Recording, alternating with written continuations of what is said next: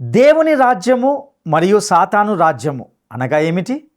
దేవదూతలు అనేవారు సాతాను రాజ్యంలో కూడా ఉంటారా? వారి పనులేమిటి? దేవునితో ఒంటరిగా గడపడం అనేది ఎటువంటి భావాన్ని కలిగి ఉన్నది? ఈ విషయాలను పరిశీలిద్దాం.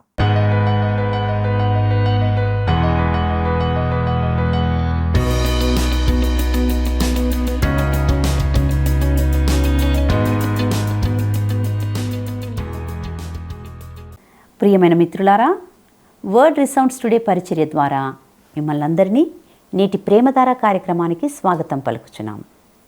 మీరందరూ దినదినము దేవునిలో ఎదుగుతూ దేవుని పరిచర్యకు మరియు ఇతరులకు ఆశీర్వాదకరంగా ఉన్నారని తలస్తున్నాం. గత కొన్ని రోజులుగా మనము దానియేలు గ్రంథ అధ్యయనాల ద్వారా లోతైన ఆధ్యాత్మిక సత్యాలను నేర్చుకుంటున్నాం.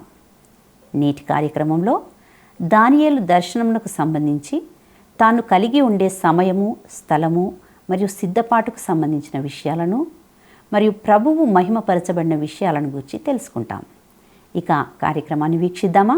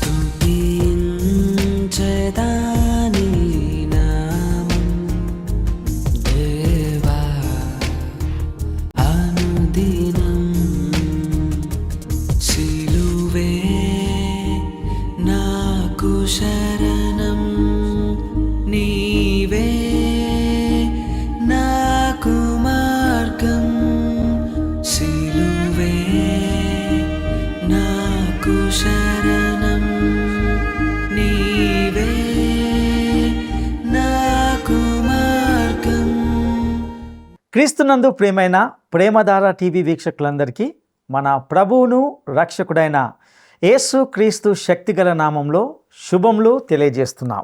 నేటి మన ఈ పాఠంలో దానియేలు గ్రంథము 10వ అధ్యాయము 1 నుండి 9 వచనాలను మనం ధ్యానించుకోబోతున్నాం. ప్రియులారా, మనము దానియేలు గ్రంథంలోని చివరి 3 అధ్యాయాలను ఒకే దర్శనంగా పరిగణించాలి. ఇది తక్షణ భవిష్యత్తులో మరియు చివరి కాలంలో ఇశ్రాయేలు దేశానికి సంబంధించింది. ఉదాహరణకు చారిత్రక చిన్న కొమ్ము మరియు అంత్యకాలపు చిన్న కొమ్ము కూడా ఉన్నాయి. కొంతమంది వ్యాఖ్యాతలు ఈ చివరి దర్శనాన్ని దానియేలు యొక్క అన్ని దర్శనాలలో గొప్పదిగా భావిస్తారు. అది అంతటి స్థాయిని కలిగి లేనప్పటికీ ఇది నిజంగా అత్యంత ప్రత్యేకమైన విభాగం. ఇక్కడ ఇతర అధ్యాయాలన్నిటికంటే కూడా భిన్నమైన లక్షణాలు ఉంటున్నాయి. ఈ చివరి దర్శనంలో ప్రకటించబడే పద్ధతి కూడా మార్చబడింది. మరొక గణనీయమైన లక్షణం ఏమిటంటే ఇది మునుపటి దర్శనాల యొక్క చాలా వివరాలను పూరించింది. ముందుగా ఇవ్వబడినప్పుడు అన్నీ కూడా ప్రవచనాలుగానే ఉన్నప్పటికీ ప్రస్తుత సమయంలో చాలా వరకు నెరవేర్చబడి చరిత్రకు చెందినదిగా మారింది. ఇంకా చాలా భాగము ప్రవచనాత్మకంగా ఉండి చివరి రోజుల్లో నెరవేరుతుంది. నెరవేర్చబడినవి మరియు ఇంకా నెరవేర్చబడవలసినవి వాటి మధ్య గీత ఎల్లప్పుడూ స్పష్టంగా ఉండదు. సమీప మరియు స్థానిక నెరవేర్పు మరియు దూరమైన నెరవేర్పు కలిగిన భవిష్యత్తు సూచనలను సూచించే ద్వంద్వ సూచన సూత్రాన్ని మాత్రము మనం ఇప్పటికే చూసాం. వాస్తవానికి తక్షణ భవిష్యత్తులో నెరవేర్చబడినవి మనకు దూరమైన భవిష్యత్తులో నెరవేర్పు విషయమై కీలకంగా ఉంటుంది. ఉదాహరణకు యాంటియోకస్ ఎపిఫనెస్లోని చారిత్రక నెరవేర్పు భవిష్యత్తులో నెరవేర్పు అయిన క్రీస్తు విరోధి చిత్రాన్ని మనకిస్తుంది. ఈ చివరి 3 అధ్యాయాలను అర్థం చేసుకునే కీలకమైన సంగతి దేవదూత దానియేలుకు ఇచ్చిన వివరణలో కనిపిస్తుంది. ఈ విషయాన్ని 14వ వచనంలో చూస్తాం. ఈ దర్శనపు సంగతి ఇంకా అనేక దినముల వరకు జరగదు. అయితే దినముల అంతమందు నీ జనమునకు సంభవింపబోవు ఈ సంగతిని నీకు తెలియజేయవచ్చి తినని అతడు నాతో చెప్పాను. మరొక మాటలో చెప్పాలంటే ఇది నెరవేరడానికి చాలా సమయం పడుతుంది మరియు ఇది దానియేలు ప్రజలు ఇశ్రాయేలు ప్రజలకు సంబంధించింది. ప్రియులారా, మీరు ఈ విభాగంలో సంఘాన్ని ఉంచడానికి లేదా చేర్చడానికి ప్రయత్నించకుండా ఉండాలని నేను మిమ్మల్ని హెచ్చరిస్తున్నాను. ఎందుకంటే ఇక్కడ దానియేలు తన ప్రజల గురించి మాట్లాడుతున్నాడని చాలా స్పష్టంగా చెప్తున్నాడు. మనం ఇప్పుడు చాలా వింతైన గగుర్పాటును కలిగించే విభాగంలోకి వెళ్తున్నాం. దీనిని మీరు అసహజమైనదిగా లేదా విచిత్రమైనదిగా అని పిలవవచ్చు. ఆధ్యాత్మిక ప్రపంచం యొక్క తెర పాక్షికంగా మరియు క్షణికంగా పక్కకు తీసివేయబడి మనము అదృశ్య ప్రపంచంలోకి చూస్తాం. ఒక ప్రేక్షకుడి వికృతమైన కుతూహలాన్ని తృప్తిపరచడానికి ఇక్కడ ఏమీ లేదు. అయినప్పటికీ దానియేలుపై ఉన్న ప్రభావం వలనే దీనుడైన విశ్వాసిపై ఒక ప్రయోజనకరమైన మరియు గంభీరమైన ప్రభావాన్ని ఉత్పత్తి చేయడానికి ఇది సరిపోతుంది. ఆధ్యాత్మిక రంగములోనికి ఈ చొరబాటు విశ్వాసిని దేవదూతల క్రమానికి మంచి మరియు చెడు దూతలు, పతనమైన మరియు పతనం కాని వాటిని పరిచయం చేస్తుంది. నేడు మన చుట్టూ ఉన్న సాతాను రాజ్యం గురించి మనము ఏదో ఒకటి చూస్తాం. ఇటీవల కాలంలో దాని గురించి చాలా మాట్లాడడం మరియు వ్రాయడం ఎక్కువగా జరుగుతుంది. చాలామంది ప్రజలు కొద్దిగా వాస్తవాన్ని తీసుకొని దానికి పూర్తి కల్పితాన్ని జోడిస్తారు. ఇక్కడ మనకు బైబిల్ ఇచ్చిన వాస్తవాలతో ఉండబోతున్నాం. స్పష్టంగా దేవదూతలు తమ స్వేచ్ఛా సంకల్పాన్ని లేదా ఇచ్ఛను వాడతారు. ఎందుకంటే వారిలో కొన్ని దేవునిపై తిరుగుబాటులో సాతానును అనుసరించారు. వీరిలో కొన్ని దయ్యాల క్రమానికి చెందినవారు. వీరిని గూర్చి సువార్తలో తరచుగా సూచించబడ్డాయి. దేవదూతలు తమ పనికి సంబంధించి వివిధ స్థాయిలను, ర్యాంకులను, స్థానాలను మరియు వివిధ శక్తులు మరియు సామర్థ్యాలను కలిగి ఉంటారు. కొలెసీలకు రాసిన పత్రిక 1వ అధ్యాయము 16వ వచనాన్ని గమనిద్దాం. ఏలయనగా ఆకాశమందున్నవియు భూమి అందున్నవియు దృశ్యమైనవి కానీ అదృశ్యమైనవి కానీ అవి సింహాసనములైనను ప్రభుత్వములైనను ప్రధానులైనను అధికారములైనను సర్వమును ఆయన యందు సృజింపబడెను, సర్వమును ఆయన ద్వారాను ఆయనను బట్టియు సృజింపబడెను. ఇది దేవుని సృష్టిలో పరలోకంలో ఉన్నవైనను మరియు భూమి మీద ఉన్నవైనవి మాత్రమే కాకుండా దృశ్యమైనవి మరియు అదృశ్యమైనది అంటూ వాటిలోని ప్రత్యేకతను కలిగజేసింది. ప్రియులారా, నేడు మన కంటికి కనిపించని గొప్ప అదృశ్య రాజ్యం ఉంటున్నది. ఆయన సింహాసనాలను సృష్టించాడని మనకు చెప్పబడింది. అవి మిఖాయేలు మరియు గబ్రియేలు వంటి ప్రధాన దేవదూతలు మరియు ఇతర ప్రత్యేక దూతలు. వారికి అధికారాలు ఉన్నాయి. దేవదూతలు కెరూబులుగా మరియు సెరాపులుగా ఉంటున్నారు. వారిలో ప్రధానులు ఉన్నారు. వారు జనరల్స్, దేవదూత సైన్యాల ఉన్నత అధికారులు మరియు అధిపతులు, సైనికుల వంటి వారు. వారు రక్షక దేవదూతలుగా సేవ చేస్తారు. ప్రధానులు అనే ర్యాంకుల్లోని కొన్ని దేవదూతలు అంటే జనరల్ సాతానుతో చేరడానికి దూరంగా పడిపోయారు.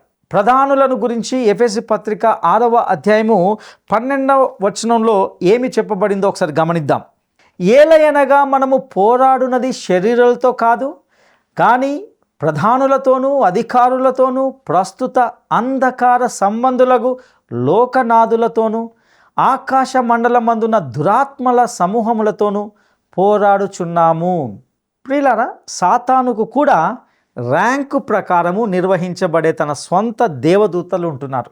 ఒక సైన్యము మరొక సైన్యానికి ఎదురుగా ఉన్నట్లుగా రెండు వైపులా జనరల్స్ ఉన్నారు.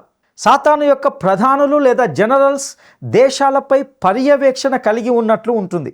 అతని అధికారులు, అతని సైన్యంలోని సైనికులు మానవులను ఆక్రమించడానికి ప్రయత్నించే దయ్యాలు.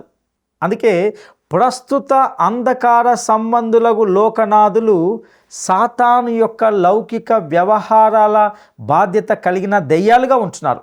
మరియు అతడు ఇక్కడ క్రింద చాలా అవాంఛిత కార్యకలాపాలు నడుపుతున్నాడని నేను భావిస్తున్నాను. ఇంకా ఆకాశ మండలమందున దురాత్మల సమూహాలు ఉన్నాయి. అవి మతము యొక్క బాధ్యత కలిగిన దయ్యాలు.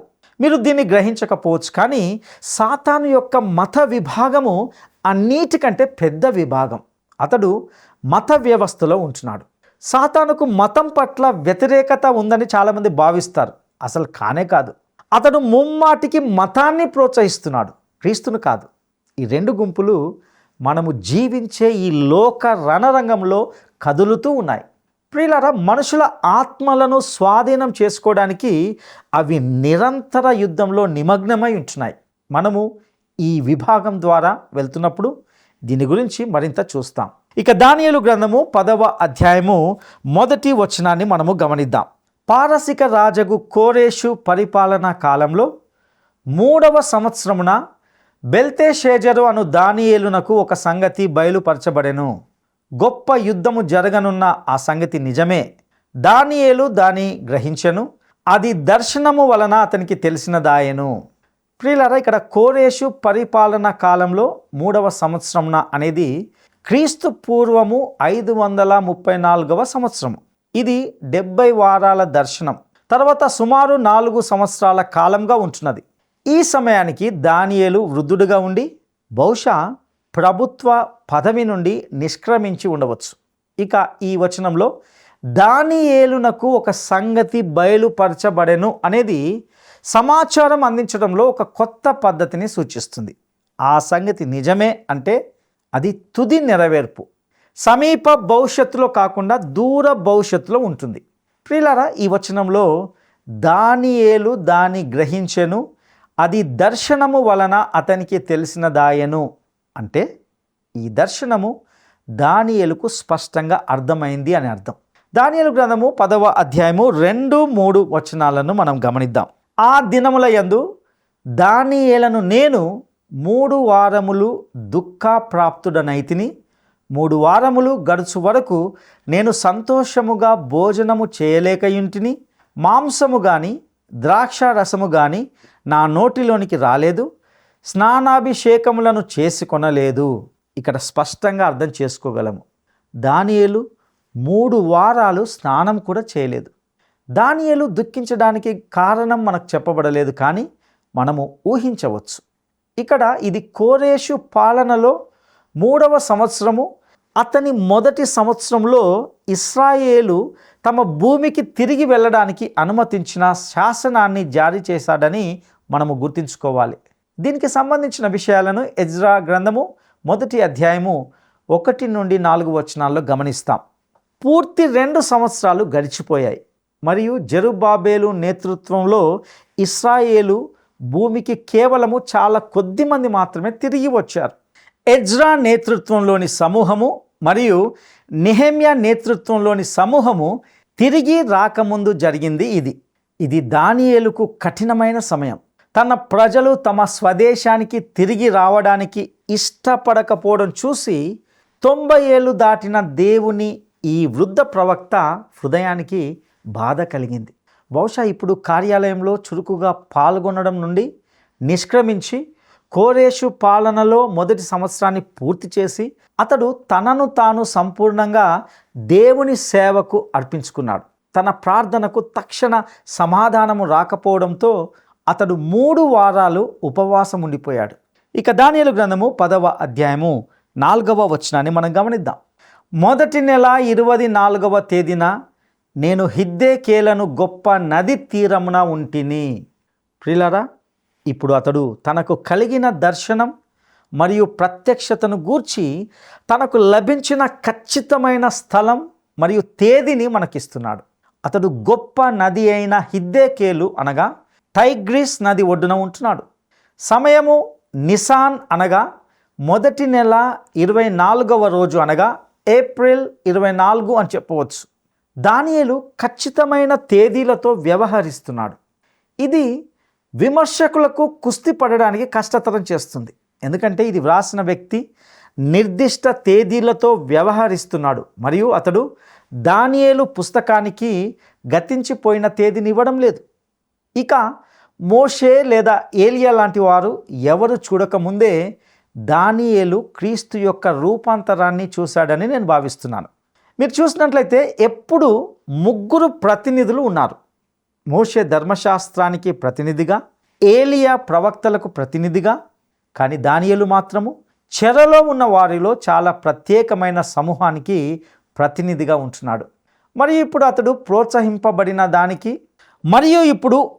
ప్రోత్సహించబడడానికి మహిమాన్వితుడైన క్రీస్తు యొక్క ఈ దర్శనము అతనికి ముందుగానే ఇవ్వబడింది. ఇక దానియేలు గ్రంథము 10వ అధ్యాయము 5-6 వచనాలను మనం గమనిద్దాం. నేను కన్నులెత్తి చూడగా నార బట్టలు ధరించుకున్న ఒకడు కనబడెను. అతడు నడుమున మేలిమి బంగారు నడికట్టు కట్టుకొని ఉండెను. అతని శరీరము రక్తవర్ణపు రాతి వంటిది. అతని ముఖము మెరుపు వలె ఉండెను. అతని కన్నులు జ్వాలామయమైన దీపములను, అతని భుజములను పాదములను తలతలలాడు ఇత్తడిని పోలి ఉండెను. అతని మాటల ధ్వని నరసమూహపు కంఠధ్వని వలె ఉండెను. ప్రియులారా, ఇది ప్రత్యక్షతలోని కొత్త పద్ధతి. దానియేలు ఇకపై ప్రతిమలు లేదా మృగాలు లేదా వారాల దర్శనాన్ని చూడడు. అతడు ఒక మనుషుని చూస్తాడు. ఆ మనుషుడెవరు? కొందరు అత్యుత్తమ వ్యాఖ్యాతలు అతన్ని గుర్తించడానికి సందేహిస్తుంటారు మరియు అతడు ఒక పరలోక సందర్శకుడని చెప్పడం ద్వారా వారు ఈ గందరగోళాన్ని తప్పించుకుంటారు. సాధారణంగా చూస్తే అది నిజమే. మరియు మీరు అతన్ని ఒక పరలోక సందర్శకుడిగా పిలిచినప్పుడు పెద్ద తప్పేమీ చేయలేదు. కానీ అది ఈ వచనానికి సరి అయిన వివరణ కాదు. ఈ వ్యక్తి క్రీస్తుయే అని నేను వ్యక్తిగతంగా నమ్ముతున్నాను. ప్రభువైన యేసు ఈ భూమి మీద ఉన్నప్పుడు అనేక ఉపమానాలను ఇచ్చాడు మరియు వాటిలో కొన్ని ఒక మనిషిని యొక్క కార్యాచరణకు సంబంధించినవి. ఇంతకీ ఆ మనుషుడు ఎవరంటే తండ్రి అయిన దేవుడు లేదా కుమారుడైన దేవుడు. మన ముందు ఉన్న వచనంలోని ఈ మనుషుడు అతని వ్యక్తిత్వం మరియు అతని దుస్తుల ద్వారా మరింత గుర్తించబడ్డాడు. యోహాను వ్రాసిన ప్రకటన గ్రంథము 1వ అధ్యాయము 12-16 వచనాల్లోని దర్శనంలో చూసినట్లు పరమునకు ఆరోహణమైన తర్వాత క్రీస్తు దర్శనంతో ఇది ఎంతో అద్భుతమైన సారూప్యాన్ని కలిగి ఉంది. ఇది వినగా నాతో మాట్లాడుచున్న స్వరమేమిటో అని తిరిగి తిరుగగా 7 సువర్ణ దీపస్తంభములను, ఆ దీపస్తంభముల మధ్యను మనుష్య కుమారుని పోలిన ఒకరిని చూచితిని. ఆయన తన పాదముల మట్టునకు దిగుచున్న వస్త్రము ధరించుకొని రొమ్మునకు బంగారు దట్టి కట్టుకొని ఉండెను. ఆయన తలయు తల వెంట్రుకలను తెల్లని ఉన్నిని పోలినవై హిమమంత ధవలముగా ఉండెను. ఆయన నేత్రములు అగ్ని జ్వాల వలె ఉండెను. ఆయన పాదములు కొలిమిలో పుటము వేయబడి మెరయుచున్న అపరంజితో సమానమై ఉండెను. ఆయన కంఠస్వరము విస్తార జల ప్రవాహముల ధ్వని వలె ఉండెను. ఆయన తన కుడి చేత 7 నక్షత్రములు పట్టుకొని ఉండెను. ఆయన నోటి నుండి 2 అంచులు గల వాడి అయిన ఖడ్గమొకటి బయలు వెడలుచుండెను. ఆయన ముఖము మహా తేజస్సుతో ప్రకాశించుచున్న సూర్యుని వలె ఉండెను. ప్రియులారా, అది క్రీస్తు యొక్క దర్శనం. మరియు దానియేలు క్రీస్తును చూశాడనే నమ్ముతున్నాను. ఆయన శరీరధారిగా అవతరించడానికి ముందు కాదు, కానీ శరీరమును ధరించిన తర్వాత క్రీస్తుగా, అనగా ఆయన యాజకత్వ విజ్ఞాపనకర్తగా మరియు న్యాయాధిపతిగా మరియు గొర్రెల గొప్ప కాపరిగా చూశాడు. ఇశ్రాయేలు మరియు సంఘము 2 ఆయన గొర్రెలు అని పిలువబడ్డాయి. సువార్తల్లో నమోదు చేయబడినట్లుగా యేసు రూపాంతరం పొందినప్పుడు మోషే మరియు ఏలియా ఇద్దరు ఆ సంఘటనలో ఉన్నారు, కానీ దానియేలు లేడు. ఎందుకు? యేసు రూపాంతరం చెందడము అతడు ఇప్పటికే చూశాడు కాబట్టి. మరియు ఇదే దాని నమోదు అని నేను భావిస్తుంటున్నాను. ఇక దానియేలు గ్రంథము 10వ అధ్యాయము 7వ వచనాన్ని మనము గమనిద్దాం. దానియేలను నాకు ఈ దర్శనము కలగగా నాతో కూడనున్న మనుషులు దాన్ని చూడలేదు, కానీ మిగుల భయాక్రాంతులై దాగు కొనవలెనని పారిపోయిరి. ప్రియులారా, ఏ సాధారణ దేవదూత లేదా ప్రధాన దేవదూత కూడా ఈ మనుషులపై ఇటువంటి ప్రభావాన్ని చూపుతారని నేను అనుకోను. ఇతరులు దానియేలుతో ఉన్నప్పటికీ అతడు మాత్రమే ఈ దర్శనాన్ని చూశాడు. నమోదు చేయబడిన అనేక సంఘటనల నుండి పరిశుద్ధాత్ముడు మాత్రమే మనుషులకు క్రీస్తును బయలుపరచగలడని, అదే సంఘటన దానియేలుకు జరుగుతున్నదని స్పష్టమవుతుంది. ప్రభువైన యేసు యోహాను సువార్త 16వ అధ్యాయము 14వ వచనంలో ఇలా అన్నాడు, ఆయన నా వాటిలోనివి తీసుకొని మీకు తెలియజేయును గనుక నన్ను మహిమపరచును. అపోస్తలుడైన పౌలుకు దమస్కుకు వెళ్తున్న దారిలో ఇదే విధమైన అనుభవం ఉంది. అపోస్తల కార్యములు 9వ అధ్యాయము 7-8 వచనాలు. అతనితో ప్రయాణము చేసిన మనుషులు ఆ స్వరము వినిరి గాని ఎవనిని చూడక మౌనులై నిలువబడిరి. సౌలు నేల మీద నుండి లేచి కన్నులు తెరిచినను ఏమీ చూడలేకపోయాను గనుక వారు అతని చెయ్యి పట్టుకొని దమస్కులోనికి నడిపించిరి. పౌలు గుడ్డివాడయ్యాడు. అతడు మహిమాన్వితుడైన క్రీస్తును చూశాడు. ఇక దానియేలు గ్రంథము 10వ అధ్యాయము 8వ వచనాన్ని మనము గమనిద్దాం. నేను ఒంటరినై ఆ గొప్ప దర్శనమును చూచితిని, చూచినందున నాలో బలమేమియూ లేకపోయెను, నా సొగసు వికారమాయెను, బలము నా యందు నిలవలేదు. దానియేలు ఒంటరిగా మిగిలిపోయాడు. ఇది ఆ దైవ జనుని యొక్క అద్భుతమైన అమోఘమైన అనుభవం. మరియు అనేకులు ఒకే రకమైన అనుభవాన్ని ఆతురతతో మరియు సంతోషంగా పంచుకున్నారు. అబ్రహాము ఊరు వదిలి చివరికి తన బంధువులను వదిలి దేవునితో ఒంటరిగా ఉన్నాడు. మోషే మిద్యాను అరణ్యంలోనికి పంపబడ్డాడు మరియు మండుతున్న పొద వద్ద అతడు దేవునితో ఒంటరిగా ఉన్నాడు. ఏలియా కెరీతు వాగు యొద్ద శిక్షణ పొందాడు మరియు దేవుడు అతనితో ఉన్నాడు. ఇర్మియా ఒంటరి మార్గంలో నడిచాడు, కానీ దేవుడు అతనితో ఉన్నాడు. బాప్టిస్మమిచ్చు యోహాను అరణ్యంలో ఒంటరిగా ఉన్నాడు, కానీ దేవుడు అక్కడ ఉన్నాడు. పౌలుకు అదే అరణ్యంలో 2 సంవత్సరాల ఏకాంత శిక్షణ దేవుని ద్వారా లభించింది. అపోస్తులుడైన యోహాను పత్మాసు ద్వీపంలో ఒంటరిగా నివసించాడు, కానీ దేవుడు అతనితో ఉన్నాడు. అయితే చాలామంది ప్రజలు కలిసి ఒక గొప్ప ప్రార్థన సమావేశము లేదా ఇతర గొప్ప సమావేశాలను కలిగి ఉండాలని అనుకుంటారు. ప్రియ స్నేహితుడా, మీరు ఎప్పుడైనా ఒంటరిగా ఉండడానికి ప్రయత్నించారా? అక్కడే దేవుడు మీతో కలుస్తాడు. దేవుని వాక్యాన్ని తీసుకొని ఆయనతో ఒంటరిగా వెళ్ళండి. ఇది మీకు చాలా మంచి చేస్తుంది, మేలు చేస్తుంది. ఒంటరిగా దేవునితో ఒంటరిగా ఉండడం ఎంతో అద్భుతమైనదిగా మీరు పరిగణించాలి. ఇలాంటి సమయంలోనే దేవుడు నాతో నీతో మాట్లాడుతాడని నేను భావిస్తున్నాను. ఇదే సమయంలో దేవుడు తన వాక్యాన్ని ఇతరులకు అందించడానికి ఈ బలహీనమైన మట్టి ఘటాన్ని ఉపయోగించుకుంటాడు. ఆయన తన వాక్యాన్ని బయటకు పంపుతాడు మరియు వాక్యాన్ని ప్రభావవంతమైనదిగా చేస్తాడు. అయితే దీనికి విరుద్ధంగా భక్తిహీనులు మరియు అవిశ్వాసులు సమూహాలుగా గుంపులుగా ఉండాలని అనుకుంటున్నారు. వారు ఎవరితోనైనా త్రాగడానికి, వినోదాలకు, నైట్ క్లబ్లకు వెళ్ళాలనుకుంటున్నారు. వారు గుంపుల్లో పరిగెత్తుతారు మరియు వారి చుట్టూ ప్రజలు ఉండడాన్ని ఇష్టపడతారు. వారు ఒంటరిగా ఉండడాన్ని ఇష్టపడరు. యాకోబు ఒంటరిగా ఉండకుండా తప్పించుకోవడానికి ప్రయత్నించాడని మీరు గుర్తుంచుకోవాలి. కానీ దేవుడు అతన్ని ఒక మూలకు నెట్టివేశాడు. తద్వారా ఒక రాత్రి దేవుడు అతనితో కుస్తీ చేసి చివరికి అతన్ని పొందడానికి అతన్ని కుంటివానిగా చేశాడు. ఇప్పుడు మన ముందున్న ఈ లేఖన భాగంలో దానియేలు దేవునితో ఒంటరిగా ఉంటున్నాడు మరియు అతనికి ప్రభువైన యేసుక్రీస్తు యొక్క ఈ దర్శనం ఉంది. అతడు నాలో బలమేమీ లేకపోయాను అని చెప్పాడు. ఇది అతనిపై పెను ప్రభావాన్ని చూపింది. ఇక దానియేలు గ్రంథము 10వ అధ్యాయము 9వ వచనాన్ని మనము గమనిద్దాం. నేను అతని మాటలు వింటిని, అతని మాటలు విని నేను నేలను సాష్టాంగపడి గాఢ నిద్ర నొందిన వాడనైతిని. దానియేలు స్పష్టంగా అపస్మారక స్థితిలోకి జారిపోయాడు. అతడు అలాగున ఎంతకాలం ఉన్నాడో నాకు తెలియదు. ప్రభువైన యేసు అతన్ని వదిలి వెళ్ళిపోయాడు మరియు దానియేలు తిరిగి స్పృహను పొందుకున్నప్పుడు ఒక దేవదూత వచ్చి అతనికి సేవ చేశాడని తెలుసుకున్నాడు.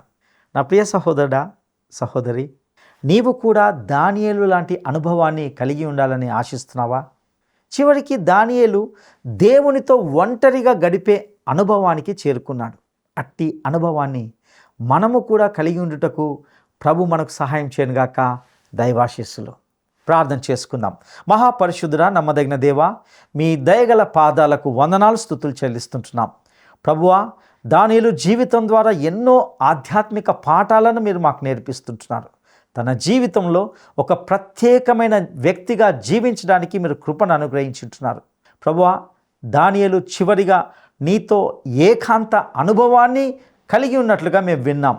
మేము కూడా ప్రభువా, నేను ముఖాముఖిగా నీ వాక్యము చేత ఏకాంతంగా గడిపే కృపను దయచేయవలసిందిగా ప్రార్థిస్తూ నీకే సమస్త ఘనత, మహిమ, ప్రభావంలో ఆరోపిస్తూ మా రక్షకుడును నమ్మదగిన యేసయ్య శ్రేష్టమైన నామంలో అడిగి స్తుతించి వేడుకుంటున్నాము తండ్రి. ఆమెన్.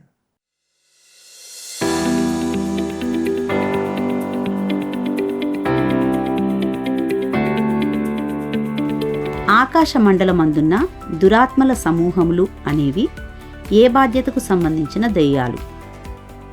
ఆకాశ మండలమందున్న దురాత్మల సమూహములు అనేవి ఏ బాధ్యతకు సంబంధించిన దెయ్యాలు? 1. మతమునకు, 2. లౌకిక వ్యవహారాలకు, 3. దేవుని సంఘమునకు. ఈ ప్రశ్నకు సరైన జవాబును ఈ వాట్సాప్ నంబర్కు పంపండి. మా వాట్సాప్ నంబర్ 9399952570. ఈ ఆధ్యాత్మిక సందేశాల ద్వారా దేవుడు మీతో వ్యక్తిగతంగా మాట్లాడాడని, ఇందలి సత్యాలు మీ ఆధ్యాత్మిక జీవితాలకు దోహదకరంగా ఉన్నాయని తలుస్తున్నాం. మీ అభిప్రాయాలు, సందేహాలు, ప్రార్థనా మనవులు మాతో పంచుకోవడానికి ఈ స్క్రీన్ మీద ఉన్న ఫోన్ నంబర్ ద్వారా మమ్మల్ని సంప్రదించగలరు. మేము మీ కొరకు క్రమంగా ప్రార్థిస్తాం. సర్వశక్తిమంతుడైన దేవుడు మీకు తోడయుండునుగాక. ఆమేన్. ఈ కార్యక్రమం మీకు నచ్చిందా? అయితే వెంటనే మిస్డ్ కాల్ ఇవ్వండి. బహుమతి పొందే విజేత మీరే కావచ్చు.